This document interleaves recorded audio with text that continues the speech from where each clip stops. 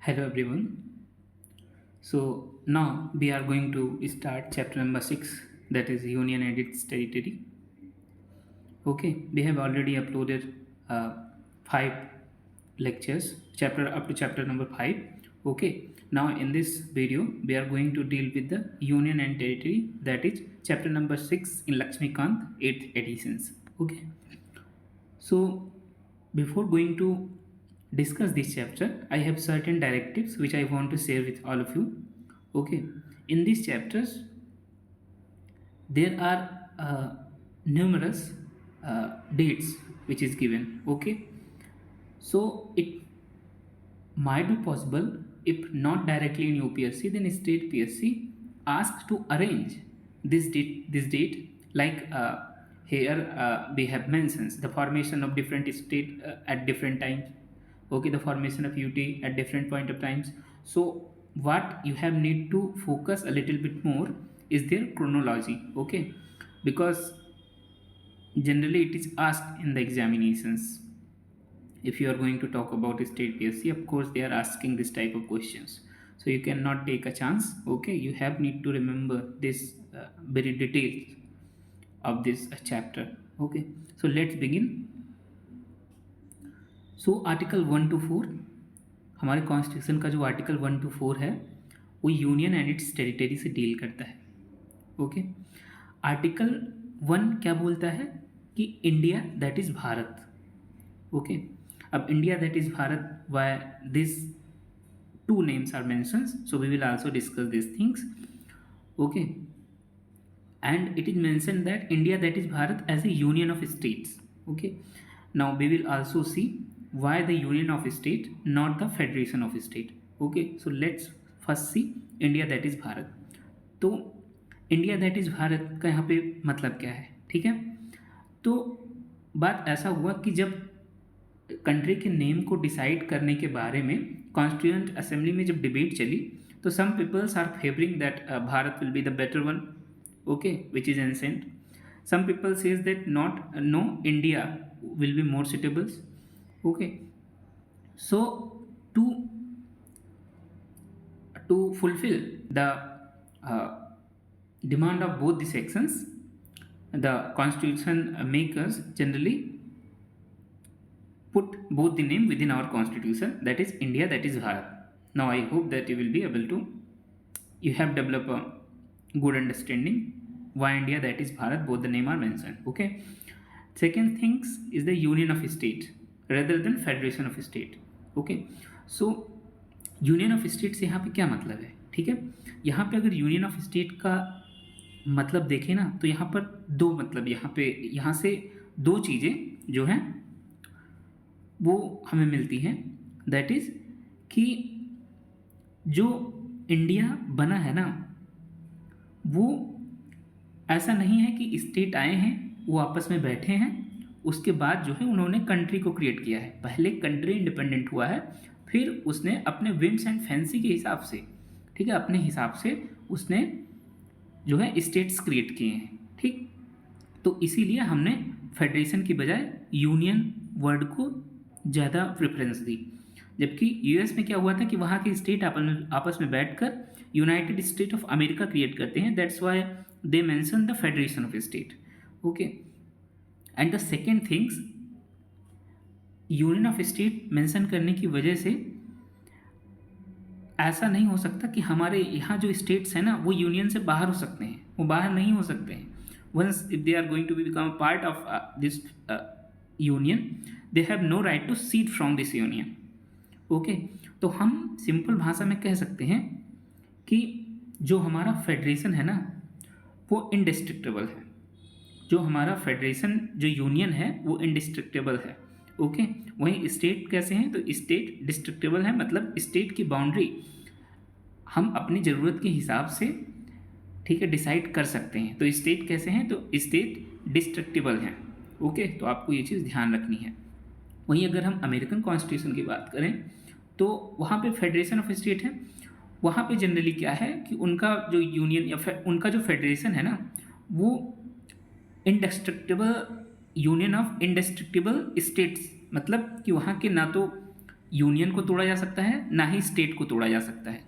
Okay, हमारे यहाँ क्या है कि हमारे यहाँ यूनियन को तोड़ा नहीं जा सकता, बट स्टेट को अपने स्वेच्छा के हिसाब से हम उसकी बाउंड्री चेंज कर सकते हैं, छोटा या बड़ा कर सकते हैं। Okay, so that's why this words, I hope that you will be able to understand what is the entire meaning of article number 1। Okay, अब आर्टिकल नंबर 1 है वो टेरिटरी ऑफ इंडिया मेंशन करता है, not the state of India. देखो, अगर state of India mention करता तो उसका जो एक बोलेंगे कि उसका जो स्फीयर होता है ना, वो थोड़ा कम होता है कि ओनली स्टेट। ओके, लेकिन अगर टेरिटरी मेंशन करता है तो टेरिटरी से यहाँ पे 3 चीज़ें पता चलती हैं कि टेरिटरी ऑफ स्टेट एक हो गई, एक यूनियन टेरिटरीज भी हो गई, और वो सारी टेरिटरी जो government of India in futures acquire करता है। ओके, सो यहाँ पे टेरिटरी जो है ब्रॉडर सेंस में यूज़ किया गया है इंस्टेड ऑफ स्टेट। ओके, तो आपको ये चीज़ ध्यान रखना है। अब स्टेट के नेम्स और उनके टेरिटोरियल एक्सटेंट क्या है वो फर्स्ट शेड्यूल में मेंशन है। ओके, अगर प्रेजेंट टाइम की हम बात करें तो 28 स्टेट हैं और 8 यूनियन टेरिटरीज हैं। सो अब देखो, हमारे यहाँ अगर कुछ स्पेशल प्रोविज़न है ना स्टेट्स के लिए, तो बेसिकली हम इन्हें तीन टाइप के जो हैं स्टेट्स हैं बेसिकली। एक तो जो 5th शेड्यूल में मेंशन है, ठीक है, शेड्यूल एरिया वाले स्टेट। 6 शेड्यूल वाले जो अदर शेड्यूल एरिया वाले स्टेट हैं, जो 4 स्टेट हैं, AMTM, Assam, Meghalaya, Tripura and Mizoram. Okay, लेकिन उसके अलावा हमारे कॉन्स्टिट्यूशन में पार्ट 21 में कुछ स्टेट्स हैं जिनको स्पेशल प्रोविज़न जिनके लिए प्रोवाइड किया गया है कॉन्स्टिट्यूशन में, जैसे कि महाराष्ट्र हो गए, गुजरात हो गए, नागालैंड हो गए, असम हो गए, मणिपुर, आंध्र प्रदेश, तेलंगाना, सिक्किम, मिजोरम, अरुणाचल प्रदेश, गोवा एंड कर्नाटका। सो ये 12 स्टेट हैं जिनके लिए स्पेशल प्रोविज़न अंडर पार्ट 21 दिया गया है। ओके, और ये जो हैं ये 5th schedule and 6th schedule से अलग वाले स्टेट हैं।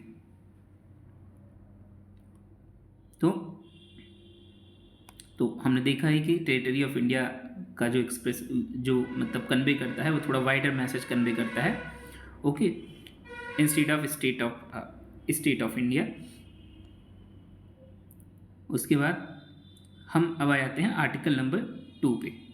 ओके, सो आर्टिकल नंबर 2 बोलता है, ठीक है, आर्टिकल नंबर 2 जो है वो बेसिकली 2 टाइप के पावर पार्लियामेंट को देता है। ठीक है, कि अगर पार्लियामेंट चाहे तो जो यूनियन ऑफ इंडिया है उसमें नए स्टेट को एडमिट कर सकती है। ठीक है, और दूसरा इसका मीनिंग है कि जो आर्टिकल 2 है वो कुल मिला के जो यूनियन है उसको ये पावर देता है कि वो नई स्टेट को इस्टेब्लिश कर सकती है। ठीक है, और अगर कोई जो पहला प्रोविजन है वो कहता है कि अगर कोई स्टेट पहले से एग्जिस्टेंस में है उसको अपने यूनियन में हम शामिल कर सकते हैं। दूसरा क्या कहता है कि हम कोई नए जो है स्टेट है उसको भी इस्टेब्लिश कर सकते हैं। ओके, तो जो आर्टिकल नंबर 2 है ना वो कहीं ना कहीं ऐसे स्टेट के बारे में बात करता है जो या तो ना पहले से एग्जिस्टेंस में है, ठीक है, और जो पहले से यूनियन के पार्ट नहीं है। तो जो पहले से यूनियन के पार्ट्स नहीं हैं ऐसे स्टेट से डील करने के लिए हमारे पास आर्टिकल नंबर 2 है। आर्टिकल नंबर 3 क्या है कि आर्टिकल नंबर 3 कहता है कि वो स्टेट जो पहले से ही यूनियन में एग्जिस्ट करते हैं उनके बाउंड्री को लेके हम चाहें तो उनमें अगर कुछ चेंज करना हो तो वहाँ आर्टिकल 3 वर्क करता है। तो बेसिकली हम कह सकते हैं कि जो आर्टिकल 2 है वो प्री एग्जिस्टिंग स्टेट से डील नहीं करता है। आर्टिकल 2 प्योरली जो नए स्टेट हैं उनसे डील करता है, चाहे वो यूनियन के पार्ट हों या ना हों। ठीक है, और जो आर्टिकल 3 है वो ऐसे स्टेट से डील करता है जो कि पहले से इंडिया के यूनियन के जो पार्ट हैं। Okay, so article 3 deal with internal readjustment, okay, and article 2 deal with admission or establishment of new state that are not part of union of india। okay, so जो part नहीं है उनसे article 2 और जो पहले से part हैं उनके इंटरनल रीएडजस्टमेंट के लिए आर्टिकल 3 यूज होता है। ठीक, अब आर्टिकल 3 के अंदर जो पार्लियामेंट की पावर है ना, उसे हम एक बार देखते हैं। तो आर्टिकल 3 ये अथोराइज करता है पार्लियामेंट को कि वो न्यू स्टेट बना सकता है। कैसे? कि अगर कोई स्टेट है, ठीक है, वहाँ से कुछ टेरिटरी को सेपरेट करके, ठीक, या फिर दो या दो से अधिक स्टेट को यूनाइट करके, ठीक है, या किसी स्टेट के पार्ट्स को, ठीक है, किसी दूसरे स्टेट के पार्ट से यूनाइट करके नया स्टेट क्रिएट किया जा सकता है। ठीक है, किसी स्टेट के एरिया को बढ़ाया जा सकता है, किसी स्टेट के एरिया को घटाया जा सकता है, ठीक है, और किसी स्टेट के बाउंड्री को भी अल्टर किया जा सकता है, किसी स्टेट के नेम को भी अल्टर किया जा सकता है। ठीक, उसके बाद आर्टिकल 3, अब देखो कि जो पार्लियामेंट की पावर है ना, आर्टिकल 3 के अंदर वर्क कैसे करती है। सपोज दैट कि हमें किसी स्टेट की बाउंड्री को रीएडजस्ट करना है, ठीक है, मतलब वो सारे फंक्शन जो मेंशन है ना आर्टिकल 3 में, हमने देखिए जो 5 मेंशन है, अगर इसमें कुछ करना है, ओके, तो इसका प्रोसेस क्या होगा। तो पहले जो बिल बनाया जाएगा ना, उसको उसके लिए प्रायर रिकमेंडेशन प्रेसिडेंट का जरूरी है। तो कोई बिल बनाया गया, ठीक है, ऊपर वाले चेंज करने के लिए, तो पहले प्रेसिडेंट के पास सेंड किया जाएगा। अब प्रेसिडेंट क्या करेगा, प्रेसिडेंट उस बिल को कंसर्न स्टेट लेजिस्लेचर है उसमें रखेगा, और एक डिफिनिट टाइम के अंदर स्टेट लेजिस्लेचर को अपनी मंजूरी देनी होगी, ठीक है, या नहीं भी देता है फिर भी उसका कोई बहुत ज़्यादा इम्पैक्ट नहीं होगा। ठीक है, बस ये एक तरह से एक फॉर्मेलिटी है जिसको प्रेसिडेंट पूरा करता है कि वो स्टेट लेजिस्लेचर में रखता है। अब स्टेट लेजिस्लेचर चाहे तो कोई अमेंडमेंट भी उसमें प्रपोज कर सकता है, लेकिन ये डिपेंड करता है सेंटर पे कि वो उस अमेंडमेंट को एक्सेप्ट करता है या नहीं एक्सेप्ट करता है। ओके, और दूसरी चीज़ ये कि मान लो एक बार पार्लियामेंट ने जो है ये प्रोसेस हो गया, ठीक है, कि प्रेसिडेंट ने स्टेट लेजिस्लेचर को भेजा, स्टेट लेजिस्लेचर ने क्या किया कि उसको रिकमेंडेशन या कुछ अमेंडमेंट प्रपोज किए, चाहे सेंटर को एक्सेप्ट हुआ या नहीं एक्सेप्ट हुआ, वो सेंटर में आ गया। उसके बाद अगर कोई फ्रेश अमेंडमेंट उसमें करना है तो हर एक बार ये प्रोसेस को दोहराने की ज़रूरत नहीं है। ओके, पार्लियामेंट खुद से उसमें अगर कुछ अमेंडमेंट करना है तो वो कर सकती है। ठीक, तो इससे हमें ये पता चलती है ना कि स्टेट के फॉर्मेशन से उसके बाउंड्री में चेंजेस करने के लिए अगर कोई न्यू स्टेट फॉर्म होता है बाय यूनाइटिंग 2 और मोर स्टेट्स, ओके, या area of one state with area of another state, तो इसमें स्टेट की कुछ नहीं चलेगी, ये प्योरली सेंटर की चलेगी इसमें। तो स्टेट जैसे भी चाहे, सेंटर जैसे भी चाहे, वो स्टेट की बाउंड्री को अपने अकॉर्डिंग रीएडजस्ट कर सकता है, जबकि यूएस में ऐसा नहीं है। यूएसए में वहाँ की जो स्टेट है उनको उनके पास ये पावर है, ठीक है, कि चाहे तो ऐसे नहीं कि हाँ जब सेंटर चाहे उस हिसाब से उनकी बाउंड्री को जो है चेंज कर सकता है। ठीक, लेकिन हमारे इंडिया में यही तो एक बेनिफिट और है कि why we have use the union of state instead of federation of state. Okay, उसके बाद आर्टिकल 4 क्या बोलता है कि आर्टिकल 4 बोलता है कि जो भी चेंजेस किए गए हैं ना अंडर आर्टिकल 2 एंड आर्टिकल 3, ये कॉन्स्टिट्यूशन अमेंडमेंट नहीं कंसिडर किए जाएंगे अंडर आर्टिकल 368। मतलब कि इसमें ये जो आर्टिकल 3 जो ये चेंजेस किए गए ना, ये अंडर आर्टिकल 368 के अंदर आते ही नहीं हैं। ठीक, तो मतलब सिंपल मेजोरिटी से या ऑर्डिनरी लेजिस्लेटिव प्रोसेस से जो आर्टिकल 2 एंड 3 में जो भी काम करना होगा सिंपल मेजोरिटी से या ऑर्डिनरी लेजिस्लेटिव प्रोसेस से हो जाएगा। ओके, तो अब एक डिबेट उठता है कि जो पावर है ना पार्लियामेंट की आर्टिकल 3 के अंदर, क्या उसको ये अधिकार है कि वो चाहे तो इंडिया की टेरिटरी को किसी फॉरेन कंट्री को दे सकता है। तो इसी बारे में सुप्रीम कोर्ट ने, ठीक है, सुप्रीम कोर्ट में प्रेसिडेंट ने रेफरेंस दिया अंडर आर्टिकल 143, ठीक है, ये चीज़ पूछा। तो सुप्रीम कोर्ट ने क्या बोला कि नहीं, अगर किसी दूसरी कंट्री को, फॉरेन कंट्री को, अगर हमें अपनी टेरिटरी को ट्रांसफ़र करना है तो उसके लिए कॉन्स्टिट्यूशन अमेंडमेंट बहुत ज़रूरी है। बट अगर केवल थोड़ी सी बाउंड्री रीएडजस्टमेंट की बात हुई तो वो एक ऑर्डिनरी एग्जीक्यूटिव एक्शन से भी हो सकता है। ओके, तो ये था बेरुबरी यूनियन केस, ठीक है, जिसमें सुप्रीम कोर्ट ने जजमेंट दिया था। ठीक, तो क्या बोला कि अगर कोई इंडियन टेरिटरी फॉरेन टेरिटरी को सीट करनी है, मतलब उन्हें देनी है, तो उसके लिए कॉन्स्टिट्यूशन अमेंडमेंट जरूरी होगा अंडर आर्टिकल 368। ओके, और इसीलिए जो ये बेरुबरी यूनियन केस था, जो बेरुबरी यूनियन वेस्ट बंगाल को हमें देना था, वेस्ट बंगाल का जो पार्ट था उसे पाकिस्तान को देना था, मतलब जो ईस्टर्न पाकिस्तान है, तो उसके लिए हमने 9th कॉन्स्टिट्यूशन अमेंडमेंट 1960 किए थे, जिसके थ्रू हमने सेट टेरिटरी को ट्रांसफ़र किया था पाकिस्तान को। ओके, फिर ये अभी हमने बात ही किया कि अगर कोई बाउंड्री डिस्प्यूट को सेटल करना है तो वो ऑर्डिनरी एग्जीक्यूटिव एक्शन से भी हो जाएगा। ठीक है, अब exchange of territory with Bangladesh के बारे में थोड़ा सा देख लेते हैं।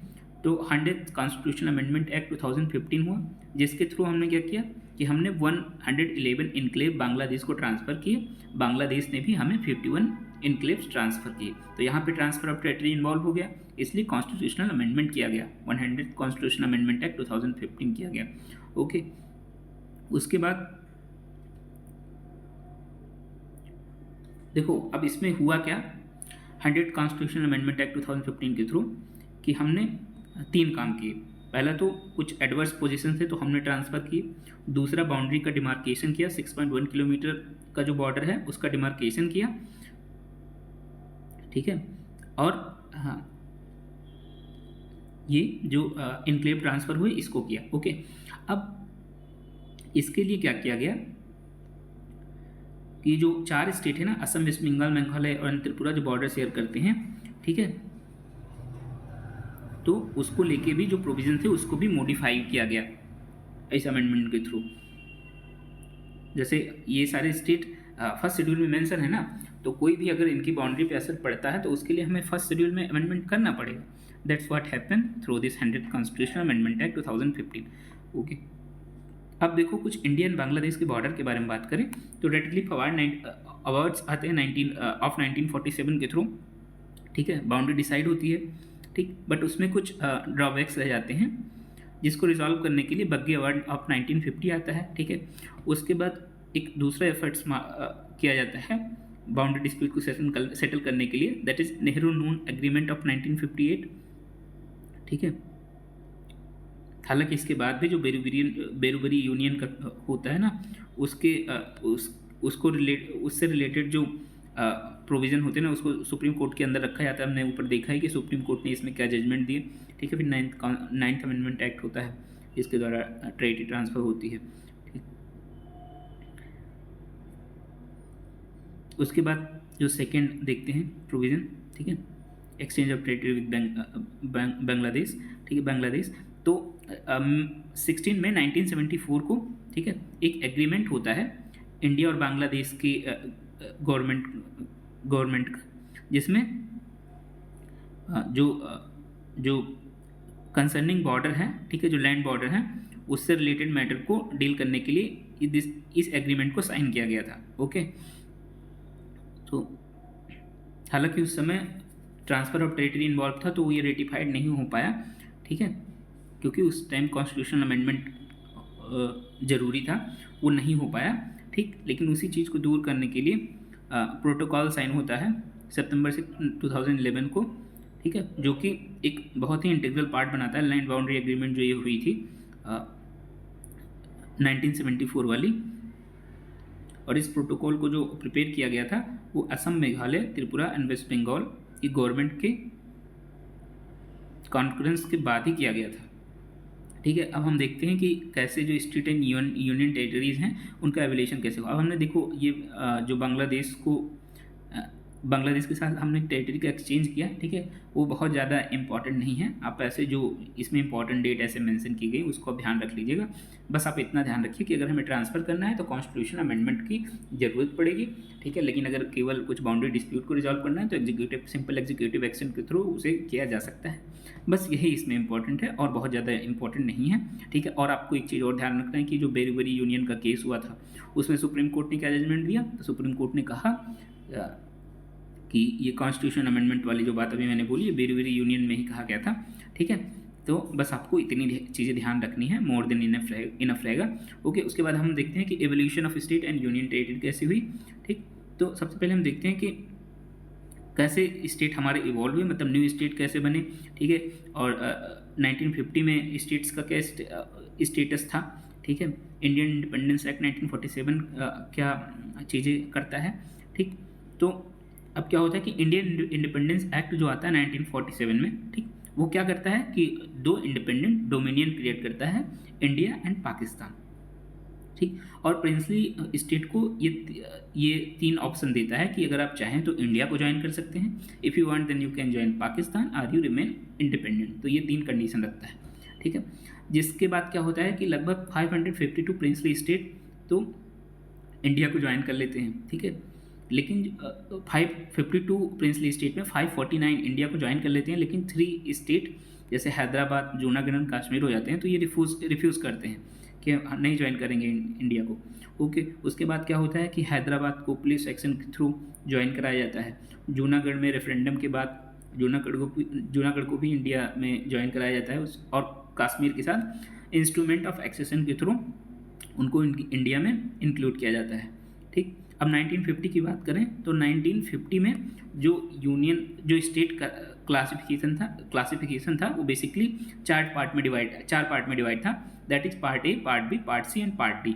ओके, और ये टोटल 29 स्टेट थे। ओके, पार्ट ए में कौन से स्टेट थे, तो 9 जो इस 12 गवर्नर प्रोविंसेस थे, ठीक है, जो ब्रिटिश के प्रोविंसेस थे 9, वो पार्ट ए में थे। पार्ट बी में कौन थे, तो वो उसमें जो है प्रिंसली स्टेट थे, ठीक है। 9:12 प्रिंसली स्टेट, मतलब वो प्रिंसली स्टेट थे जिन्होंने अंग्रेज़ों के साथ कहीं ना कहीं कुछ ना कुछ उनके मतलब कहीं ना कहीं वो उनके अंडर थे, ठीक है। तो सब्सिडरी अलायंस एक्सेट्रा के थ्रू वो उनके साथ ब्रिटिशर्स के साथ उनकी ट्रीटी थी। ओके, पार्ट सी में वो स्टेट थे जैसे चीफ कमिश्नर प्रोविंसेस थे, ठीक है, और भी कुछ प्रिंसली स्टेट थे। पार्ट सी में कुल 10 स्टेट थे, ठीक। उसके बाद पार्ट डी में केवल सिंगल स्टेट था, that is Andaman and Nicobar island. Okay, so now let's see, देखो अब आपको जो स्टेट है ना part A, part B, part C and part D में, ठीक है, उनको आपको एक ध्यान रखना है, ठीक है। कहीं ना कहीं सरसरी जो मैं बता दे रहा हूँ वो ज़्यादा इंपॉर्टेंट है, उन पे ध्यान रख लीजिएगा, ठीक है। तो पार्ट ए में कौन से स्टेट थे, तो बेसिकली ब्रिटिश प्रोविंसेस थे। इसमें कौन आए, तो असम था, ठीक है, आप everyone knows that Assam, Bihar, Bombay, ठीक है, मध्य प्रदेश आप इसको ध्यान रख सकते हैं, मद्रास भी था, उड़ीसा था, पंजाब था, यूनाइटेड प्रोविंसेस था, इसको भी ध्यान रखना है, वेस्ट बंगाल था। तो ये टोटल 9 थे। उसके बाद पार्ट बी में प्रिंसली स्टेट थे, तो हैदराबाद सब जानते हैं था princely state, Jammu and Kashmir भी था, मध्य भारत, इसको याद रखना है, मध्य भारत भी था। उसके बाद मैसूर था, सबको पता है, पेप्सू था, Patiala and east Punjab, okay, आप इसको ध्यान रखेंगे। राजस्थान था, सौराष्ट्र था, त्रावणकोर एंड कोचिन था, विंध्य प्रदेश, इसको भी ध्यान रखना है, विंध्य प्रदेश और मध्य भारत को ध्यान रखना है, ठीक। उसके बाद पार्ट सी में चीफ कमिश्नर प्रोविंसेस थे 3, कुल मिला के उस time total 4 chief commissioner provinces थे। अंडमान एंड निकोबार आइलैंड भी चीफ कमिश्नर प्रोविंस था, लेकिन वो पार्ट डी में था। पार्ट 3 में जो चीफ कमिश्नर प्रोविंस थे उसमें था अजमेर, ठीक है, कुर्ग एंड दिल्ली। अदर जो 7 स्टेट थे प्रिंसली स्टेट, वो भोपाल, बिलासपुर, ठीक, Cooch Behar, Himachal Pradesh, Kutch, Manipur and Tripura. Part D में केवल अंडमान एंड निकोबार आइलैंड था, ठीक है, सिंगल टेरिटरी था, ठीक। अब हम कुछ स्टेट को लेके, स्टेट के फॉर्मेशन को लेके कुछ कमीशन थे ना, उसको भी डिस्कस कर लेते हैं। तो सबसे पहले हम धर कमीशन और जेबीपी कमीशन की बात करते हैं, ठीक। तो बेसिकली क्या हो रहा था ना कि लोग क्या कह रहे थे कि जो स्टेट का क्लासिफिकेशन हो ना, जो स्टेट का रीऑर्गेनाइजेशन हो, वो लैंग्वेज के बेसिस पे होना चाहिए, ठीक है। तो इस डिमांड को फुलफिल करने के लिए जो गवर्नमेंट ऑफ इंडिया है उसने जून 1948 में एस के धर कमीशन जो है सेटअप किया था, ठीक। अब एस के धर कमीशन ने दिसंबर 1948 में रिपोर्ट में बोला कि नहीं, लैंग्वेज बेसिस नहीं होना चाहिए, ठीक है, इंस्टेड एडमिनिस्ट्रेटिव कन्वीनियंस बेसिस होना चाहिए। तो उसने बताया कि एडमिनिस्ट्रेटिव कन्वीनियंस को बेसिस मानना चाहिए इंस्टेड ऑफ लैंग्वेज को, ठीक। उसके बाद भी एजिटेशन जो है वो जारी रहा। सेकेंड, फिर कांग्रेस ना अपनी एक अलग कमेटी सेटअप करती है जिसे जेबीपी कमेटी कहते हैं। अब इसको आप ध्यान रखिएगा कि इसमें कोई चेयरमैन नहीं था, इसमें 3 मेंबर थे, जवाहरलाल नेहरू, वल्लभ भाई पटेल एंड पट्टाभी सीतारामैया जी थे, ठीक है। ये कब सेटअप होती है? तो दिसंबर 1948 में ही सेटअप होती है। फिर ये अपनी रिपोर्ट देती है, ठीक, अप्रैल 1949 में, ठीक है। ये भी लैंग्वेज को रिजेक्ट करती है, ठीक है, reorganisation of state on the basis of language, ये भी रिजेक्ट करती है, ठीक। उसके बाद अक्टूबर 1953 में एक केस होता है, ठीक। होता क्या है कि एक पोटी श्रीरामुल्लू रहते हैं, ठीक है, वो एक कांग्रेस पर्सन रहते हैं। तो ये आंध्रा स्टेट की मांग करते हैं। ये 56 डे के हंगर स्ट्राइक पे बैठ जाते हैं, जिसकी वजह से इनका डेथ हो जाता है। उसके बाद तो पूरे कंट्री में खूब तगड़ा एजिटेशन होता है। इसी चीज़ को ध्यान में रख के ना अक्टूबर 1953 में पहला लिंग्विस्टिक स्टेट क्रिएट होता है, जिसे आंध्रा स्टेट बोलते हैं। ये आंध्रा स्टेट कैसे क्रिएट हुआ? तो जो तेलुगु स्पीकिंग एरिया था ना मद्रास में, उसको सेपरेट करके ये आंध्रा स्टेट क्रिएट किया जाता है। उसके बाद जो नया कमीशन बना, ठीक है, लैंग्वेज, अब देखो, अब ये एक स्टेट तो क्रिएट हो गया, उसके बाद और लोग भी डिमांड करेंगे, तो उस चीज़ को फुलफिल करने के लिए एक फजल अली कमीशन बनता है, ठीक है। फजल अली कमीशन दिसंबर 1953 में अपॉइंट होता है। इसमें बेसिकली 3 मेंबर्स होते हैं, ठीक है। फजल अली चेयरमैन रहते हैं, K M. Panikkar and H N. Kunzru भी इसके मेंबर रहते हैं। सितंबर 1955 में ये ब्रॉडली एक्सेप्ट कर लेता है कि लैंग्वेज को एक क्राइटेरिया रख देते हैं स्टेट के रीऑर्गेनाइजेशन को लेके। लेकिन इस ध्यान रखने वाली चीज़ ये है ना कि इसने केवल लैंग्वेज को ही क्राइटेरिया नहीं माना, इसने और भी कुछ क्राइटेरिया रखे स्टेट के रीऑर्गेनाइजेशन को लेके, ठीक है। इसने इस थ्योरी को रिजेक्ट किया कि एक लैंग्वेज एक स्टेट की जो थ्योरी होगी, उसने इसको रिजेक्ट किया, क्योंकि इंडिया की यूनिटी किस में है? डाइवर्सिटी में है, ठीक है। तो अगर सेपरेट लैंग्वेज वाले स्टेट हो जाएंगे तो कहीं ना कहीं ये रीजनलिज्म की टेंडेंसी थोड़ी ज़्यादा बढ़ा देगी। इसलिए इन्होंने 1 लैंग्वेज 1 स्टेट के फॉर्मूला को रिजेक्ट किया। इन्होंने 4 मेजर फैक्टर रखे, ठीक है, जिसकी बेसिस पे स्टेट का रीऑर्गेनाइजेशन हो। तो unity and security of the country को प्रिजर्व करना, जिससे यूनिटी एंड सिक्योरिटी कंट्री की है वो प्रिजर्व रहे, ठीक। लिंग्विस्टिक एंड कल्चरल होमोजेनिटी रहे। Financial, economic and administrative consideration को भी इन्होंने ध्यान में रखा। इन्होंने planning and promotion of welfare of the people in each state as well as nation as a whole, इसको भी एक क्राइटेरिया रखा, ठीक है। इन्होंने 4 फोल्ड क्लासिफिकेशन जो थे उसको सजेस्ट किया कि उसको अबॉलिश कर दिया जाए, उसकी जगह पे 16 state and 3 centrally administered territories establish की जाए, ठीक है। तो ब्रॉडली कहीं ना कहीं सेंट्रल गवर्नमेंट ने कुछ मॉडिफिकेशन के साथ ये जो फजल अली कमीशन है ना, इसके रिकमेंडेशन को एक्सेप्ट कर लिया, ठीक है। इसके बाद स्टेट रीऑर्गेनाइजेशन एक्ट 1956 पास होता है, ठीक है, and 7th constitution amendment act होता है 1956। अब देखो, अगर अब आपको 2 चीज़ें बहुत ध्यान रखनी है, ठीक है। अगर कोई स्टेट पहले से एग्जिस्टेंस में है, ठीक है, अगर कोई स्टेट क्रिएट होता है तो स्टेट रीऑर्गेनाइजेशन एक्ट के थ्रू ही होगा। लेकिन अगर कहीं वहीं यूनियन टेरिटरी क्रिएट होती है तो वो कॉन्स्टिट्यूशनल अमेंडमेंट एक्ट के थ्रू ही होगा, ठीक है। अगर कोई नई यूनियन टेरिटरी इस्टेब्लिश होती है तो वो कॉन्स्टिट्यूशनल अमेंडमेंट एक्ट के थ्रू ही होगा, ठीक है। अब ये जो स्टेट रीऑर्गेनाइजेशन एक्ट ऑफ 1956 आता है, 7th कॉन्स्टिट्यूशन अमेंडमेंट एक्ट 1956 आता है, वो part A and part B state जो हैं उनके डिफरेंस को हटा देता है, उन्हें आपस में मर्ज कर देता है, ठीक है। पार्ट सी का जो क्लासिफिकेशन रहता है उसको एबॉलिश कर देता है। इसके थ्रू ये basically 14 state and 6 union territory को क्रिएट करता है। तो 1 नवंबर 1956 को स्टेटस क्या था स्टेट्स एंड यूटी का? तो बेसिकली नवंबर 1, 1956 को 14 स्टेट एंड 6 यूनियन टेरिटरी हमारी कंट्री में थे, ठीक है। उसके बाद भी धीरे धीरे चेंज होते रहे, ठीक है। अब आपको ध्यान क्या रखना है, यहाँ पे यूनियन टेरिटरी ध्यान रखना है, ठीक है, कि 1 नवंबर 1956 को कौन कौन सी यूनियन टेरिटरी एग्जिस्टेंस में थे? तो बेसिकली 6 थे। First is Andaman and Nicobar island, group D state, you already know. उसके बाद दिल्ली था, हिमाचल प्रदेश था, हिमाचल प्रदेश को बहुत सारे प्रिंसली स्टेट को मिला के बनाया गया था। लक्षद्वीप, मिनिकॉय एंड अमिनदेव आइलैंड, ठीक है, इसका नाम भी लेटर ऑन चेंज होता है। फिफ्थ मणिपुर था एंड सिक्स त्रिपुरा था। ये दोनों स्टेट बन जाते हैं लेटर ऑन, ठीक। हिमाचल प्रदेश भी लेटर ऑन स्टेट बन जाता है, ठीक। तो now let's C State Reorganization Act of 1956. Basically, what is the rearrangement that has been done by the State Reorganization Act of 1956? तो इसने क्या किया, इसने न्यू स्टेट केरला बनाया। कैसे? तो त्रावणकोर एंड जो कोचीन स्टेट थे उनको मद्रास के मालाबार डिस्ट्रिक्ट और साउथ कन्नड़ा मतलब कर्नाटक के कैसरगोड डिस्ट्रिक्ट को मिला के केरला को इस्टेब्लिश किया। तो केरला में कौन कौन से चीज़ों को मर्ज करके, मतलब कौन कौन से प्लेसेस को मर्ज करके केरला बनाया गया? तो पहला त्रावणकोर एंड कोचीन स्टेट, ठीक है, फिर Malabar district of Madras and Kasaragod of south Kannada, ठीक है।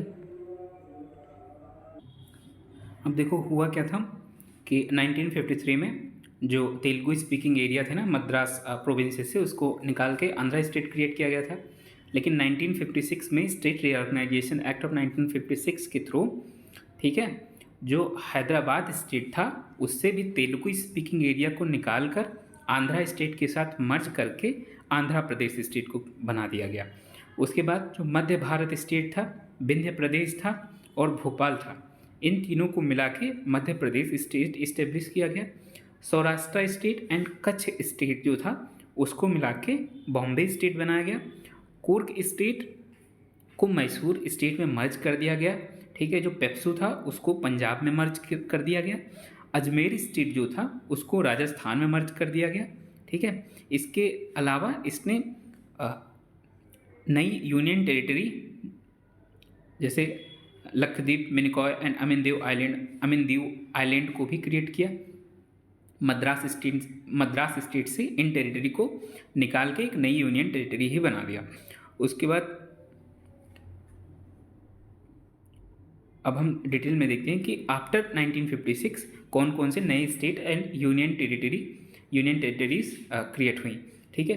तो 1960 में बॉम्बे रीऑर्गेनाइजेशन एक्ट के थ्रू क्या हुआ कि, ठीक है, कि जो बॉम्बे स्टेट था ना उससे जो मराठी स्पीकिंग एरिया थे उनको निकाल के महाराष्ट्र बना दिया गया, ठीक है। जो गुजराती स्पीकिंग पीपल्स थे उनको निकाल के गुजरात स्टेट बनाया गया। तो गुजरात स्टेट 15th स्टेट बना, ओके। उसके बाद दादरा एंड नगर हवेली का क्या हुआ कि जो पोर्तुगीज़ थे ना, तो ये 1954 तक इसे रूल करते हैं। उसके बाद जो दादरा एंड नगर हवेली था वो लिबरेट हो जाता है। After that up to 1961 administrator appoint होता है, ठीक है, चूज़ किया जाता है बेसिकली पीपल के द्वारा, फिर वो इसको रूल करता है अप टू 1961, ठीक है। उसके बाद 10th कॉन्स्टिट्यूशनल अमेंडमेंट एक्ट 1961 के थ्रू इसे यूटी का स्टेटस मिल जाता है। तो दादरा एंड नगर हवेली को यूटी का स्टेटस किस कॉन्स्टिट्यूशनल अमेंडमेंट के थ्रू मिलता है? 10th कॉन्स्टिट्यूशनल अमेंडमेंट एक्ट के थ्रू मिलता है। अब देखो ये यूनियन टेरिटरी नई क्रिएट हुई है ना, तो इसके लिए कॉन्स्टिट्यूशनल अमेंडमेंट एक्ट ज़रूरी होगा, ठीक है। तो आप इसको ध्यान रखेंगे। उसके बाद 2020 में अभी लेटेस्ट क्या होता है ना, 2020 में क्या होता है कि जो दमन एंड दीव था ना उसको Dadra and Nagar Haveli and Daman Diu को मर्ज करके एक single union territory Dadra and Nagar Haveli Daman and Diu create किया जाता है, ठीक है, by Dadra and Nagar Haveli Daman and Diu merger of union territory act 2019, ठीक। उसके बाद गोवा एंड दमन दीव का नंबर आता है। तो इसमें क्या होता है कि इस टेरिटरी को जो गोवा दमन एंड दीव होता है ना, इसको पोर्तुगीज से हम लोग पुलिस एक्शन के थ्रू 1961 में एक्वायर करते हैं और इसे यूनियन टेरिटरी का स्टेटस मिलता है। अब देखो यहाँ पे भी नई यूनियन टेरिटरी क्रिएट हुई, तो 12th कॉन्स्टिट्यूशनल अमेंडमेंट एक्ट 1962 के थ्रू जो है इसे यूटी बनाया जाता है। उसके बाद 1987 में क्या होता है कि गोवा को सेपरेट स्टेटहुड का दर्जा मिल जाता है, ठीक, और दमन एंड दीव को सेपरेट यूनियन टेरिटरी में रखा जाता है, ठीक। उसके बाद हमने देखा है कि क्या हुआ, दमन एंड दीव 2020 में दादरा नगर हवेली के साथ मिलके एक separate union territory Dadra Nagar Haveli Daman and Diu बनता है, ठीक। उसके बाद पुदुचेरी का क्या हुआ, तो पुदुचेरी बेसिकली 3 टेरिटरी को मिलकर बनाती थी, जैसे पुदुचेरी, कराईकल, माहे एंड एनएम, 4 टेरिटरीज को मिला के, ठीक। तो फ्रेंच ने हमें इसे दिया था 1954 में, हमें हैंड ओवर कर दिया था, ठीक। लेकिन 1962 तक इसे अक्वायर्ड टेरिटरी की तरह एडमिनिस्टर किया जा रहा था। उसके बाद 14th कॉन्स्टिट्यूशन अमेंडमेंट एक्ट के थ्रू इसको भी यूनियन टेरिटरी का दर्जा दे दिया गया। तो बेसिकली यहाँ पे कॉन्स्टिट्यूशनल अमेंडमेंट एक्ट हुआ ना, तो ये यूनियन टेरिटरी का दर्जा मिला पौंडीचेरी को भी, 14th कॉन्स्टिट्यूशनल अमेंडमेंट एक्ट। अब आप इसको याद कैसे रखेंगे कि हाँ दादरा एंड नगर हवेली, तो 10th इसको आप ध्यान रखेंगे। उसके बाद बेसिकली 2 के गैप पे गोवा दमन एंड दीव, ठीक है। फिर उसके बाद फिर 2 के गैप पे that is 14th constitution amendment act, Puducherry new union territories. Nagaland 16th state बनता है 1963 में। नागा हिल्स और तिनसांग जो एरिया था ना असम स्टेट का, उसको मिला के एक नया स्टेट क्रिएट किया जाता है, that is Nagaland state in 1963, ठीक है।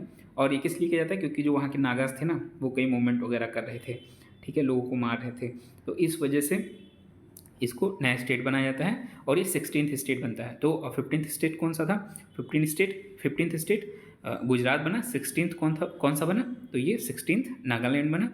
उसके बाद 1966 में ही, ठीक, 1966 में होता क्या है कि 3 नए स्टेट फॉर्मेशन में आते हैं, that is Haryana, Chandigarh and Himachal Pradesh, ठीक। अब स्टेट ऑफ पंजाब जो होता है, ठीक है, तो उसी में से हरियाणा को, जो हिंदी स्पीकिंग एरिया थे, तो हिंदी स्पीकिंग एरिया को पंजाब से अलग करके 17th स्टेट हरियाणा बन जाता है, ठीक है। उसके साथ साथ यूनियन टेरिटरी ऑफ चंडीगढ़ भी क्रिएट होता है, ठीक है, और ये कॉमन कैपिटल रहती है हरियाणा और पंजाब की। उसके बाद जो ये मास्टर तारा सिंह जी थे, तो इन्होंने सेपरेट सिख होमलैंड की डिमांड को रेस किया था, ठीक है। ये अकाली दल के बेसिकली लीडर थे ना, तो इन्होंने रेस किया था सेपरेट सिख होमलैंड की। इसके बाद क्या हुआ कि शाह कमीशन बना 1966 में, तो इसने क्या किया कि जो पंजाबी स्पीकिंग एरिया थे ना, तो उसे एक यूनिलिंगुअल स्टेट ऑफ पंजाब में सेपरेट स्टेट बना दिया गया। उसके बाद हिंदी स्पीकिंग एरिया जो था हमने देखा है हरियाणा बना दिया गया। जो हिल एरिया थे ना पंजाब के, उसको हिमाचल प्रदेश के साथ मिक्स करके एक नई यूनियन टेरिटरी 1971 में union territory of Himachal Pradesh create किया जाता है, ठीक है। Union territory of Himachal Pradesh को, ठीक है, जो हिल एरिया थे पंजाब के, सॉरी माफ कीजिएगा, जो हिल एरिया थे पंजाब के, उसको हिमाचल प्रदेश जो यूनियन टेरिटरी थी उसको मिला के एक नया स्टेट जो है हिमाचल प्रदेश को एक नया स्टेट घोषित किया जाता है। 18th स्टेट बेसिकली ये बनता है। तो 15th state Gujarat, 16th Nagaland, 17th Haryana, 18th हमारा ये कौन सा हिमाचल प्रदेश। उसके बाद अब 19th, 20th and 21st state, ठीक है, इसके बारे में बात करते हैं। तो मैंने इसकी ट्रिक क्या बनाई थी, मैत्री में, ठीक है, मणिपुर, त्रिपुरा एंड मेघालय। मैत्री मणिपुर, त्रिपुरा में मेघालय, ठीक है। 1972 में क्या होता है कि जो नॉर्थ ईस्ट का मैप होता है वो एक मेजर चेंज के उसमें एक मेजर चेंज होता है। जो 2 यूनियन टेरिटरीज हैं मणिपुर एंड त्रिपुरा, ठीक है, स्टेट रीऑर्गेनाइजेशन एक्ट 1956 के थ्रू इसे बनाया गया था ना, मणिपुर त्रिपुरा जो थे नई यूनियन टेरिटरीज, ठीक। नहीं ये इसके थ्रू नहीं, ये बेसिकली 1949 में स्टेटस होता है, ठीक। नहीं 1956 में, सही बोल रहा था मैं, ठीक है। जो 1956 स्टेट रीऑर्गेनाइजेशन के थ्रू मणिपुर एंड त्रिपुरा जो नए यूनियन टेरिटरी बनते हैं, ठीक, तो उसका क्या होता है कि उसको जो है नए स्टेट के रूप में अपग्रेड कर दिया जाता है, ठीक, जो मणिपुर एंड त्रिपुरा रहते हैं, ठीक है। साथ ही साथ में मेघालय को भी नई स्टेट के रूप में बनाया जाता है। तो Manipur 19th state, Tripura 20th state and Meghalaya 21st state. साथ ही साथ 2 यूनियन टेरिटरी क्रिएट की जाती है, मिजोरम एंड अरुणाचल प्रदेश, ओके। तो अब ठीक, तो इसको ध्यान रखेंगे। उसके बाद अब 1947 तक सिक्किम, चलो अब हम इसके बाद सिक्किम का स्टेटस देखते हैं। तो 1947 तक सिक्किम जो था वो प्रिंसली स्टेट था, ठीक है। Under Chogyal dynasty. फिर क्या होता है कि 1947 में इंडियन इंडिपेंडेंस एक्ट के रिपील होने के बाद ये एक जो ब्रिटिश की पैरामाउंसी होती है ना वो ख़त्म हो जाती है, तो ये एक इंडिया का प्रोटेक्टोरेट स्टेट बन जाता है। प्रोटेक्टोरेट स्टेट का मतलब क्या हुआ यहाँ पे कि जो इंडिया है ना defence external affairs and communication जो सिक्किम की थी उसे देखता था। 1974 में क्या हुआ कि सिक्किम के जो लोगों ने अपने डिज़ायर अपनी मतलब मनसा व्यक्त की कि वो इंडिया से एसोसिएट होना चाहते हैं, तो 35th कॉन्स्टिट्यूशन अमेंडमेंट एक्ट 1974 के थ्रू, ठीक है, एक नए क्लास ऑफ स्टेट को इस्टेब्लिश किया गया, ठीक है, जिसे एसोसिएट स्टेट भी बोला जाता था। ठीक, इसके लिए नए article that is article 2A बनाया गया जिसके अंदर सिक्किम को रखा गया। साथ ही साथ 10th शेड्यूल एक बनाया गया, ठीक है, उसको भी कॉन्स्टिट्यूशन में इंसर्ट किया गया, 10th schedule and article 2A। ठीक, उसके बाद 1975 में, ठीक है, सिक्किम के लोगों ने मतलब अभी भी जो सिक्किम के लोगों का एस्पिरेशन था ना वो सेटिस्फाई नहीं हो पाया। ठीक, तो फिर 1975 में एक रेफरेंडम होता है जिसके बाद जो चोग्याल डायनेस्टी थी उसको एबॉलिश कर दिया जाता है। ठीक है, उसके बाद 36 कॉन्स्टिट्यूशन अमेंडमेंट एक्ट आता है, तो वो सिक्किम को एक फुल फ्लेज स्टेट का दर्जा देता है इंडियन यूनियन के। ठीक है, इंडियन यूनियन का जो 22nd स्टेट इसके बाद बनता है वो सिक्किम बनता है। ठीक, आर्टिकल 371F भी इंसर्ट किया जाता है कॉन्स्टिट्यूशन में अंडर पार्ट 21। ठीक है, जिसके बाद जो सिक्किम है उसके लिए कुछ स्पेशल प्रोविज़न भी रखे जाते हैं। साथ ही 36 कॉन्स्टिट्यूशन अमेंडमेंट एक्ट जो आर्टिकल 2A 30 एंड जो 10th शेड्यूल था जो 35th कॉन्स्टिट्यूशन अमेंडमेंट एक्ट के थ्रू इंसर्ट किया गया था उसको भी रिपील कर दिया जाता है। तो अगर आपसे कोई पूछे कि आर्टिकल 2A, ठीक है, एंड जो 10th शेड्यूल है बेसिकली जो एक एसोसिएट स्टेट से डील करता है वो किस कॉन्स्टिट्यूशनल अमेंडमेंट के थ्रू ऐड हुआ था, तो ये 35th कॉन्स्टिट्यूशनल अमेंडमेंट एक्ट के थ्रू ऐड हुआ था। और रिपील किसके थ्रू हुआ था, तो रिपील 36 कॉन्स्टिट्यूशनल अमेंडमेंट एक्ट के थ्रू हुआ था। ठीक, उसके बाद 1987 में 3 न्यू स्टेट फॉर्म होते हैं। आप इसको याद रखने के लिए मैग याद रख सकते हैं, MAG, मिजोरम, अरुणाचल प्रदेश एंड गोवा। ठीक है, तो फिर ये 1987 में ये 3 स्टेट बनते हैं, 23rd, 24th and 25th state, that is Mizoram 23rd one and Arunachal Pradesh 24th and Goa that is 25th state. ठीक, उसके बाद 2000 में छत्तीसगढ़, उत्तराखंड एंड झारखंड भी इस्टेब्लिश होते हैं। छत्तीसगढ़ बेसिकली मध्य प्रदेश से सेपरेट करके 26 स्टेट बनता है। उत्तर प्रदेश यूपी से निकलकर उत्तरांचल बनता है, ठीक है, 27th स्टेट। और फिर झारखंड जो है बिहार से निकलकर 28th स्टेट बनता है। फिर 2014 में तेलंगाना को जो है आंध्र प्रदेश से सेपरेट करके 29th स्टेट बना दिया जाता है। ठीक है, उसके बाद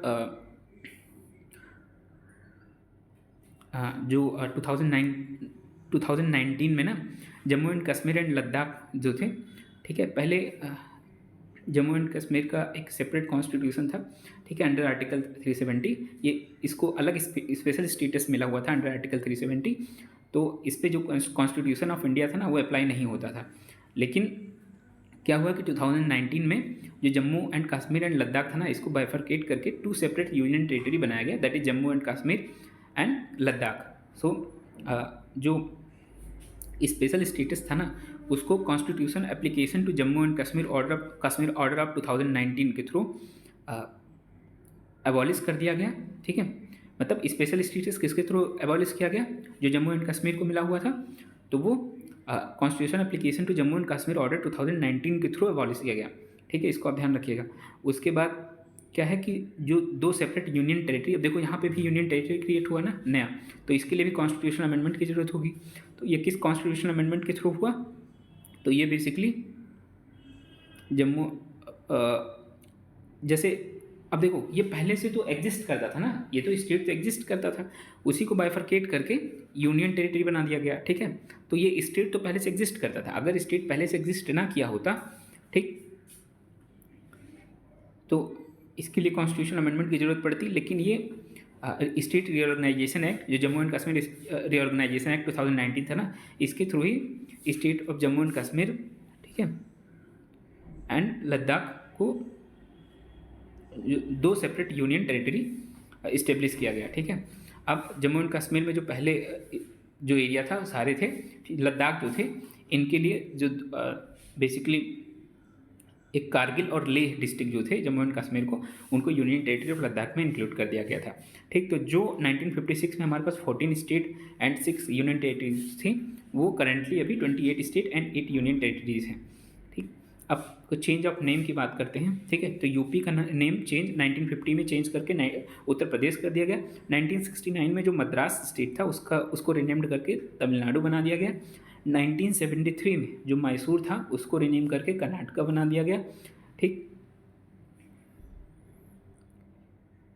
उसी साल जो लक्षद्वीप मिनिकॉय एंड अमिनदेव आइलैंड था उसको रिनेम करके लक्षद्वीप कर दिया गया। 1992 में यूनियन टेरिटरी जो थी दिल्ली की, इसको national capital territory of Delhi का स्टेटस दिया गया, किसके through? By 69th constitution amendment act 1991 के थ्रू, ठीक है। 2006 में उत्तरांचल जो था उसको रिनेम्ड करके उत्तराखंड कर दिया गया। 2011 में उड़ीसा को रिनेम करके ओडिशा कर दिया गया, ठीक। तो आप इसको ध्यान रखेंगे। उसके बाद हम डिस्कस करते हैं, जैसे अभी हमने जितने भी ऊपर थे ना वही सारी चीज़ें इधर भी है टेबल में भी, लेकिन इसको एक बार रिकॉल करने के लिए ना, एक्टिव रिकॉल के लिए, ठीक है, हम इसे फिर से एक बार शॉर्ट में देख लेंगे, ताकि क्योंकि काफ़ी ये फैक्चुअल था ना तो हमें याद करने में काफ़ी डिफ़िकल्टी होगी। तो इसीलिए अगर एक बार रिवाइज कर लेते हैं इस टेबल से जल्दी तो कहीं ना कहीं ये थोड़े हमारे माइंड में थोड़े समय के लिए और ये बना रहेगा, ठीक है। अब क्या करना है कि इसको रेगुलरली रिवाइज करते रहना है, and that's what got feed in our memory, okay. So this is the only way to memorize the things. You have need to revise these type of factual things multiple times, that's it.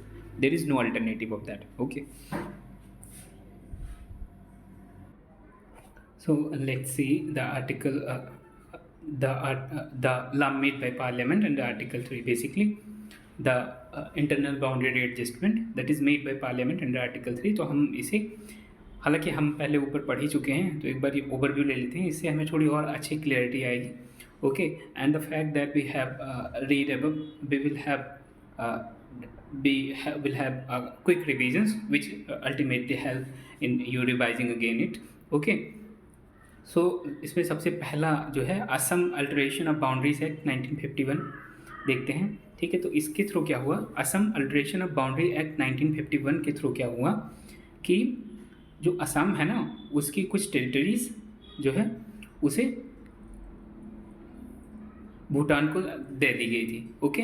उसके बाद Andhra state act 1953, we have seen it very comprehensively, okay. तो इसमें क्या हुआ था कि जो Andhra state है वो बनाया गया था पोटी श्रीराम उल्लू जो थे उनके मतलब 56 डे के हंगर स्ट्राइक के बाद, उनकी डेथ हो जाने के बाद first state on the basis of language create हुआ था Andhra state, and this was basically created after taking the Telugu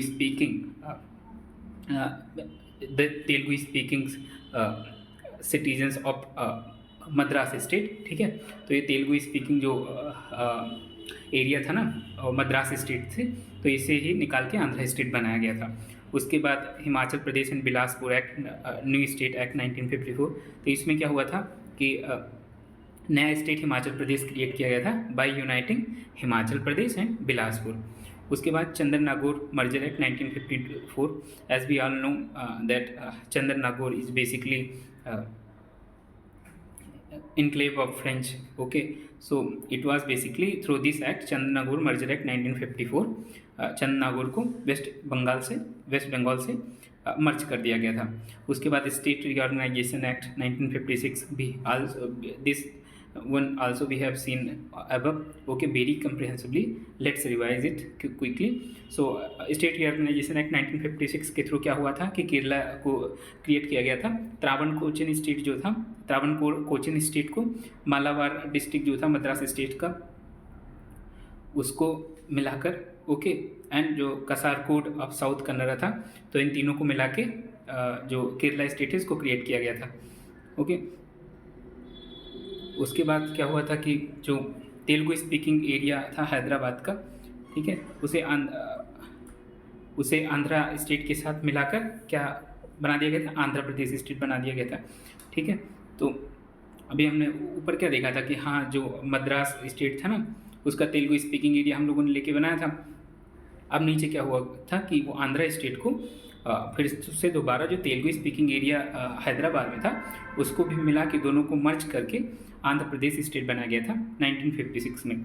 okay, उसके बाद और कुछ इसमें डेवलपमेंट हुई थी कि Madhya Bharat state, Vindhya Pradesh state and Bhopal state को मर्ज करके मध्य प्रदेश स्टेट क्रिएट किया गया था, ठीक है। सौराष्ट्र एंड कच्छ स्टेट को बॉम्बे स्टेट में दोनों मिला के बनाया गया था बॉम्बे स्टेट। कुर्ग स्टेट, ठीक है, को मैसूर स्टेट में मर्ज कर दिया गया था। पेप्सू जो था Patiala and Punjab east union, तो इसको पंजाब स्टेट के साथ मर्ज कर दिया गया था। अजमेर स्टेट को राजस्थान स्टेट के साथ मर्ज कर दिया गया था।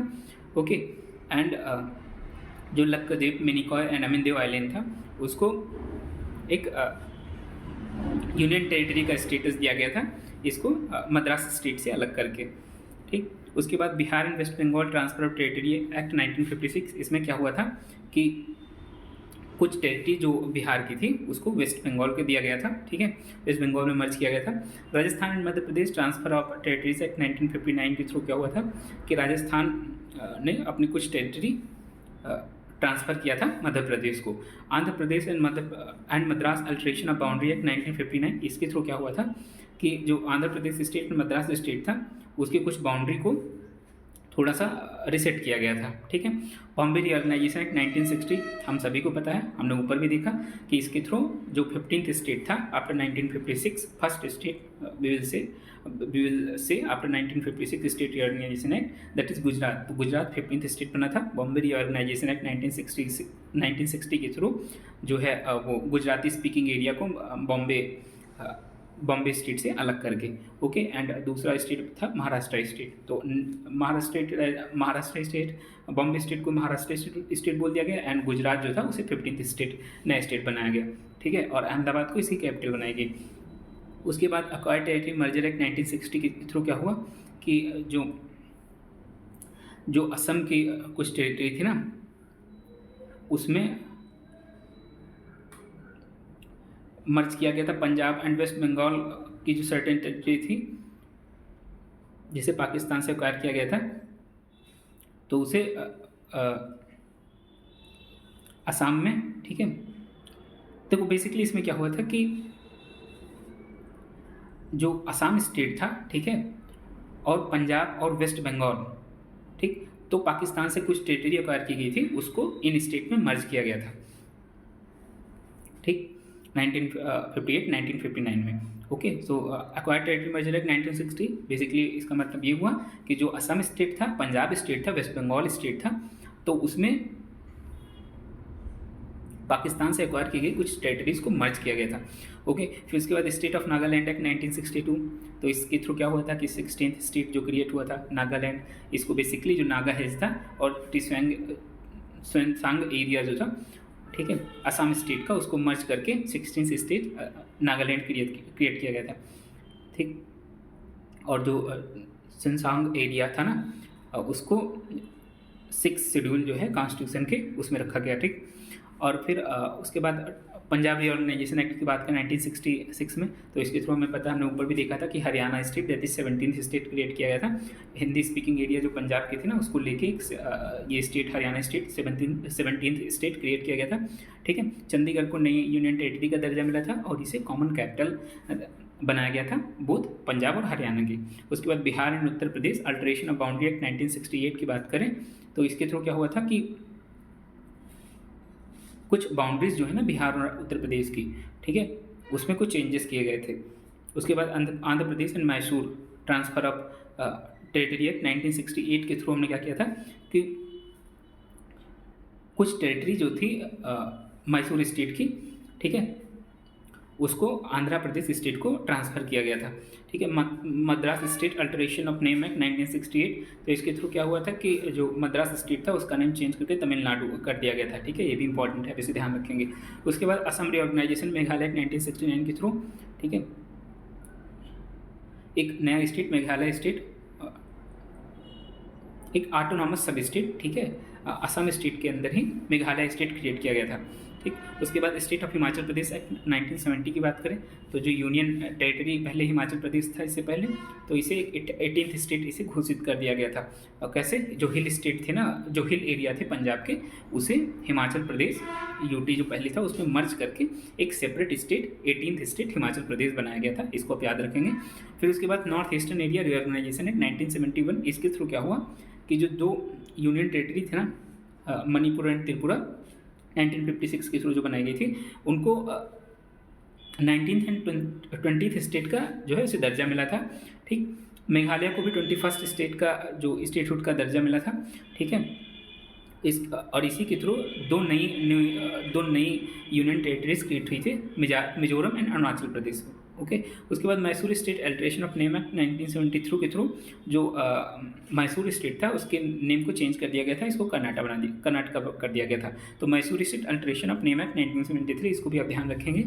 उसके बाद Lakshadweep Minicoy Amindivi island alteration of name act 1973 की बात करें तो जो union territory Lakshadweep Minicoy Amindivi island, इसका नाम चेंज करके यूनियन टेरिटरी ऑफ लक्षद्वीप कर दिया गया था, ओके। उसके बाद Haryana and Uttar Pradesh alteration of boundaries act 1979 की बात करें तो इसके थ्रू क्या हुआ था कि जो हरियाणा स्टेट है, उत्तर प्रदेश स्टेट है, इसकी बाउंड्री में कुछ चेंजेस किए गए थे। उसके बाद स्टेट ऑफ मिजोरम एक्ट 1986 की बात करें, ठीक। तो जो मिजोरम स्टेट था ना उसको एलिवेट करके यूनियन टेरिटरी का दर्जा दे दिया। जो यूनियन टेरिटरी मिजोरम पहले था उसे एलिवेट करके जो है इसको सेपरेट स्टेट, मतलब 23rd स्टेट का दर्जा मिला था। तो स्टेट ऑफ मिजोरम एक्ट 1986, आप इस क्रोनोलॉजी को थोड़ा ध्यान रखेंगे, ओके।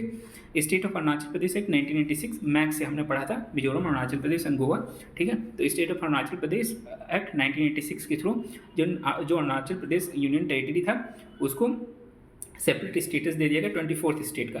अब देखो हमने ऊपर क्या देखा था कि जो ये था ना कि मणिपुर एंड त्रिपुरा को जो और मेघालय को जो सेपरेट स्टेट बनाया गया था ना, नॉर्थ ईस्टर्न एरिया एक्ट 1971, इसी नॉर्थ ईस्टर्न एरिया एक्ट 1971 के थ्रू मिजोरम और अरुणाचल प्रदेश को यूनियन टेरिटरी बना दिया गया था। अब इस यूनियन टेरिटरी को एलिवेट करके जो स्टेट ऑफ मिजोरम एक्ट 1986 है उसके थ्रू मिजोरम को एक नया स्टेट बना दिया गया, दैट इज 23rd स्टेट। उसी तरह state of Arunachal Pradesh act 1986 था तो उसके थ्रू यूनियन टेरिटरी जो अरुणाचल प्रदेश थी उसको एलिवेट करके 24th स्टेट बना दिया गया था।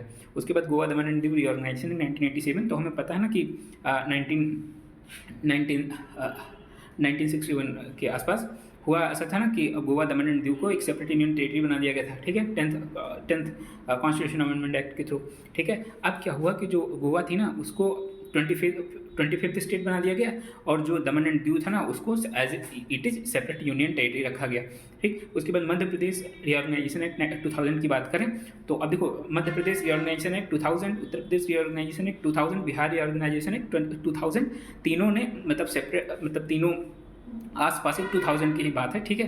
तो मध्य प्रदेश स्टेट से एक सेपरेट स्टेट निकाल के बना दिया गया, that is Chhattisgarh state 26th state बना था। उत्तर प्रदेश से निकालकर एक उत्तरांचल स्टेट बना दिया गया, 27th स्टेट जो बना था। उसी के साथ बिहार से निकाल के एक separate state, that is state of Jharkhand 28th state बना दिया गया था, ठीक। उसके बाद अब ये उत्तरांचल हुआ था ना, तो उत्तरांचल का नेम कब बदला गया था, कब बदल कर उत्तराखंड किया गया था, तो Uttaranchal alteration of name act 2006, मतलब 6 साल बाद इसका नेम बदल के उत्तरांचल से उत्तराखंड कर दिया गया था। उसके बाद Pondicherry alteration of name act 2006 की बात करें तो 2006 में इसका भी नाम बदल के जो यूनियन टेरिटरी ऑफ पौंडीचेरी था ना उसका नाम बदल के यूनियन टेरिटरी ऑफ पुदुचेरी कर दिया गया था, ठीक है। उसके बाद Odisha alteration of name act 2011, तो जो उड़ीसा नाम था ना उसका नेम चेंज करके 2011 में उड़ीसा कर दिया गया था, ओडिशा कर दिया गया था, ठीक है। उसके बाद Andhra Pradesh reorganisation act 2014, very well known. तो ये क्या हुआ था कि तेलंगाना को एक सेपरेट स्टेट क्रिएट किया गया था after separating this from Andhra Pradesh, okay, and it was 29th state, okay. So आप ये पूरी अच्छे से क्रोनोलॉजी याद रखेंगे कैसे आंध्रा स्टेट 1953 में बना, ठीक है, वो Telugu speaking area Madras province से निकाल कर, उसके बाद स्टेट रीऑर्गेनाइजेशन के थ्रू जो हैदराबाद था उसमें से तेलुगु स्पीकिंग एरिया को निकाल कर किस तरह से जो आंध्र प्रदेश बना था, उसके बाद ये सबसे लेटेस्ट वाला 2014 में किस तरह से तेलंगाना को उससे निकाल कर, ठीक है, आंध्र प्रदेश से निकाल कर एक separate state that is 29th state का दर्जा दिया गया। उसके बाद Jammu and Kashmir reorganisation act 2019। अब देखो इसमें क्या होता है ना कि पहले अंडर आर्टिकल 370 जो जम्मू कश्मीर था ना उसको एक स्पेशल स्टेटस का दर्जा मिला था, उसको इंडियन कॉन्स्टिट्यूशन के हिसाब से ट्रीट नहीं किया जाता था। ठीक है, तो जम्मू कश्मीर प्रेसिडेंशियल ऑर्डर के थ्रू 2019 के थ्रू, ठीक है, इसको क्या हुआ कि इसकी स्पेशल स्टेटस को ख़त्म कर दिया गया। ठीक है, और Jammu and Kashmir reorganisation act के 2019 के थ्रू जम्मू कश्मीर एंड लद्दाख को सेपरेट इंडियन टेरिटरी का दर्जा दे दिया गया था। ठीक है, जम्मू कश्मीर की जो बाउंड्री थी वो सेम थी, बस केवल दो स्टेट जो दो डिस्ट्रिक्ट थे कारगिल और लेह, उनको लद्दाख यूनियन टेरिटरी में मर्ज कर दिया गया था। ओके, उसके बाद दादरा एंड नगर हवेली, दमन एंड दीव की बात करें, merger of union territory act 2019 की बात करें। ठीक है, तो जो दो सेपरेट यूनियन टेरिटरी जो थी Dadra and Nagar Haveli and Daman and Diu, उन दोनों को मर्ज करके सिंगल यूनियन टेरिटरी बना दिया गया था 2019 में। ठीक, उसके बाद हम कुछ इंपॉर्टेंट आर्टिकल देखते हैं। ठीक है, तो आर्टिकल 1 तो हमने पढ़ाई था, India that is Bharat shall be the union of state. Okay, so name and territory of the union from here हम समझ सकते हैं। ठीक है, उसके बाद आर्टिकल 2 में admission establishment of new state which is not pre existing. Okay, आप इसको ध्यान रखेंगे कि ये नए स्टेट हैं, ये पहले एग्जिस्ट नहीं करते थे। ठीक है, ये पहले यूनियन ऑफ इंडिया में एग्जिस्ट नहीं करते थे, ये नए स्टेट जो हैं एडमिशन या तो किया गया है पहले से, कहीं एग्जिस्ट करते थे इंडिया से बाहर, या फिर उनको बनाया गया है। ठीक है, तो इसको आप ध्यान रखिएगा। उसके बाद formation of new state article 3 बात करता है, ये बेसिकली इंटरनल रीएडजस्टमेंट की बात करता है कि इंडियन यूनियन ऑफ इंडिया में जो नए स्टेट जो पहले से स्टेट एग्जिस्ट करते थे ना, उन्हीं की बाउंड्रीज में कुछ चेंजेस करना। हमने ऊपर 5 कंडीशन देखी थी कि उसमें क्या क्या हो सकते हैं। उसके बाद आर्टिकल 4 क्या कहता है कि आर्टिकल 4 कहता है कि जो आर्टिकल 2 एंड आर्टिकल 3 के थ्रू जो कॉन्स्टिट्यूशन में अमेंडमेंट किए जाएंगे ना, ठीक, तो वो अंडर आर्टिकल 368 कंसीडर नहीं किए जाएंगे। इसे एक सिंपल मेजोरिटी के through parliament article 2 and article 3 के अंदर चेंजेस कर सकता है। ठीक, तो ये था हमारा chapter number 6 that is union and its territory. Okay, so in next chapter we will see that is citizenships, which is also very important chapter. Okay, in this chapter also some minute details which basically ignored by the many peoples, many teachers, as I चूँकि मैं भी student रहा हूँ ना, मैंने भी पढ़ाई की है, तो I was very openly see that peoples are ignoring the minute details and what UPSC do, UPSC or the state PCS sometime also take this factual which is basically take this fact which is basically ignored within the classroom. Okay, so you have need to focus and remember one thing, if अगर सबका selection coaching से ही हो जाता है ना, वो जो short notes होते हैं ना पढ़ के, तो कितने हो गए होते, but actually only few peoples are getting selected and I think only those people are selected who are very well aware with each and every pages of the textbook. Okay, as in notes, of course you can make short notes for revision purpose, but remember one thing, that you make your own notes. Okay, after reading your textbook, okay, you make your own notes according to your requirement, because it might be possible कि कुछ चीज़ें हों जो सभी को पता हो, ठीक है, उन्हें ना पता हो कुछ चीज़ें, तो वो अपने हिसाब से नोट्स बनाते हैं। टीचर का भी अपना कुछ प्री सपोजिशंस होता है, ठीक है, कि हाँ ये तो ईजी है, हो सकता है वो आपके लिए ईजी ना हो, सो वो अकॉर्डिंगली नोट्स बनवाते हैं। तो आपको अपना सेपरेट नोट्स खुद से पढ़ के तैयार करना। I think the student who doing this things will be are basically in better position compared to other coaching students. Okay, so you have need to remember this fact also. Okay, so thank you, that's it.